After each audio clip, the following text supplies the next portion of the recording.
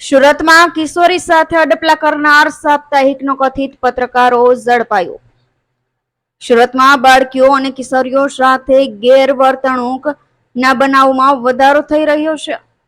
ત્યારે થોડા દિવસ અગાઉ ઉધના વિસ્તારમાં એક 15 વર્ષની કિશોરી સાથે અડપલા કરનાર સાપ્તાહિકનો કથિત પત્રકાર ઝડપાયો છે. પોલીસે આરોપીને ઝડપી લઈને કોર્ટમાં રજૂ કર્યો હતો, જેથી કોર્ટે આરોપીને જ્યુડિશિયલ કસ્ટડી અંતર્ગત જેલ ભેગો કર્યો છે.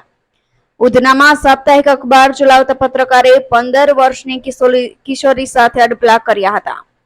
સંબંધ નહીં બાંધે તો જાનથી મારી નાખવાની ધમકી પણ આપી હતી.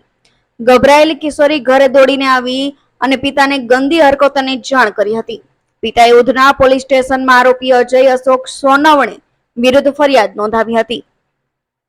પોલીસે આરોપી અજયની સામે છેડતી અને પોક્સો એક્ટની કલમો હેઠળ ગુનો નોંધ્યો હતો. ડીસીપી ભગીરથસિંહ ગઢવીએ કહ્યું કે આરોપી કિશોરીના માસીનો હસબન્ડ છે. તેણે મોબાઈલ નંબર પણ લીધો હતો. કિશોરીના પિતાએ ફરિયાદ નોંધાવી હતી, જેથી તાત્કાલિક એફઆઈઆર નોંધી હતી. બાદમાં આરોપીની ધરપકડ કરી હતી. પૂરતા પુરાવા એકઠા કરીને કોર્ટમાં રજૂ કરીને આરોપીને કસ્ટડીમાં મોકલી આપ્યો છે.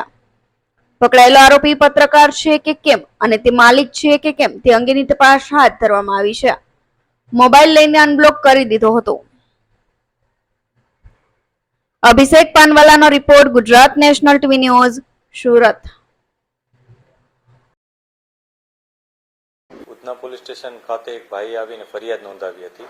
આ ફરિયાદ મુજબ તેમણે જણાવ્યું હતું કે એમના પડોશમાં રહેતા એક વ્યક્તિ કે જે એમના માસીની દીકરીના હસબન્ડ પણ થાય છે, એણે એમની નાની દીકરી, પોતાની નાની દીકરી સાથે છેડતી કરી હતી અને એના મોબાઈલ નંબર પણ મેળવ્યો હતો. મોબાઈલ નંબર મેળવી અને એને પોતાની સાથે રિલેશન રાખવા માટે દબાણ પણ કર્યું હતું.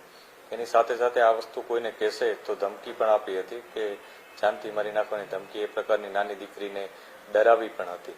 આ અનુસંધાને પોલીસે તત્કાલ કાર્યવાહી કરી અને એફઆઈઆર નોંધી હતી અને જે આરોપી છે એની ધરપકડ કરી હતી.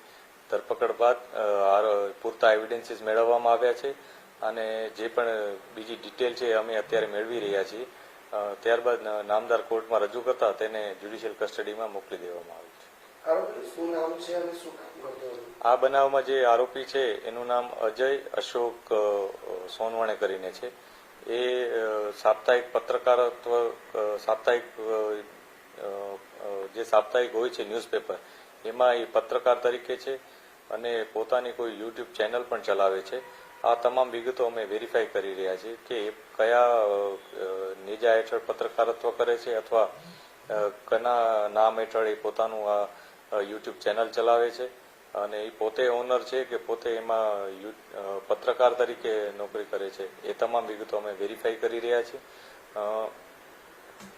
જ્યારે આ બનાવ બન્યો ત્યારે એણે પોતાના ઘરે જ્યારે દીકરી આવી હતી ત્યારે પોતે કામ પર જતો રહ્યો હતો, પરંતુ તેને પાસેથી માહિતી એવી મળી હશે એવું અમને અત્યારે જે ઇન્ફોર્મેશન છે એ મુજબ છે કે એને માહિતી મળી હશે, જેથી ફરીથી આ દીકરી ઘરમાં આવી છે એ જાણી અને પોતે કામ પરથી પાછો આવી ગયો હતો અને ઘરમાં કોઈ ન હતું ત્યારે એણે આ દીકરી ઉપર આ અડપલા કર્યા હતા અને એનો મોબાઈલ નંબર પણ મેળવી લીધો હતો.